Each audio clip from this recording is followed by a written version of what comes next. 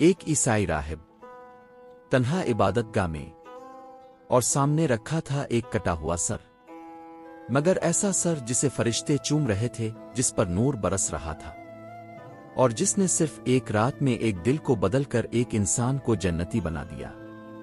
یہ سر کسی عام انسان کا نہ تھا، یہ تھا نواسہ رسول حسین رضی اللہ عنہ کا سر مبارک۔ کربلا سے شام کے سفر میں جہاں سروں کو نیزوں پر بلند کیا جا رہا تھا، ایک لمحہ ایسا بھی آیا جب حسین کا کٹا ہوا سر ایک راہب کی جھونپڑی میں ایمان بانٹ رہا تھا۔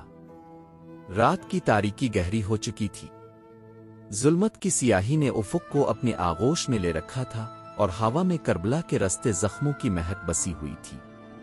قافلہ اہل بیت 11 محرم کے بعد کربلا سے کوفہ اور پھر شام کی طرف رواں تھا۔ بیبیاں بچے امام زین العابدین رضی اللہ عنہ سب زنجیروں میں جکڑے ہوئے، اور ان کے آگے نیزوں پر بلند شہداء کے سر، ان میں سب سے نمایاں امام حسین رضی اللہ عنہ کا سر مبارک تھا۔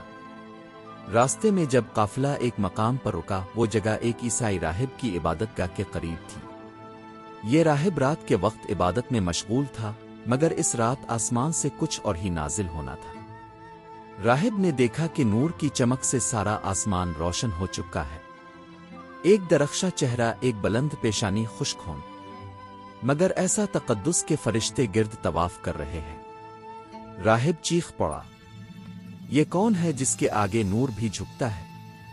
ایک فرشتے نے کہا، یہ محمد مصطفیٰ صلی اللہ علیہ وآلہ وسلم کے نواسے حسین بن علی رضی اللہ عنہ ہیں، جنہیں کربلا میں بے جرم و خطا شہید کیا گیا، اور یہ ان کا سر مبارک ہے۔ راہب نیند سے بیدار ہوا تو وہ کانپ رہا تھا۔ اس نے فوراً قافلے کے نگہبانوں سے رابطہ کیا اور عرض کی، مجھے یہ سر مبارک ایک رات کے لیے دے دو، میں اس کی زیارت کرنا چاہتا ہوں۔ پہلے تو انکار ہوا، پھر اس نے کہا، میں سونے کی تھیلی دوں گا، تمہیں مال چاہیے، مجھے نور چاہیے۔ انہوں نے سر مبارک راہب کے حوالے کر دیا۔ راہب نے اپنے ہاتھوں سے غسل کیا، خشوع سے قالین بچھایا، عود سلگایا اور چراغ جلایا، اور سر مبارک کو سامنے رکھا۔ آنکھوں سے آنسو رواں تھے، دل سے صدائیں نکل رہی تھیں، آئے پاک ہستی، میں نے سنا تھا تم محمد مصطفیٰ صلی اللہ علیہ وآلہ وسلم کے نواسے ہو، تم نے کیا قصور کیا؟ کیا یہی انسانیت ہے؟ پھر اس نے عہد کیا، آج سے میں تمہارے دین پر ہوں، تمہارے نانا کا کلمہ پڑھتا ہوں، اور اس سر کے صدقے اپنی زندگی بدلتا ہوں۔ اس رات اس راہب نے کلمہ پڑھا اور اسلام قبول کر لیا۔ جب قافلہ روانہ ہونے لگا، راہب نے سر مبارک کو چوم کر واپس کیا اور کہا، میں گواہ ہوں کہ تم اللہ کے ولی ہو، اور تم پر ظلم کرنے والے ہمیشہ لعنت کے وارث رہیں گے۔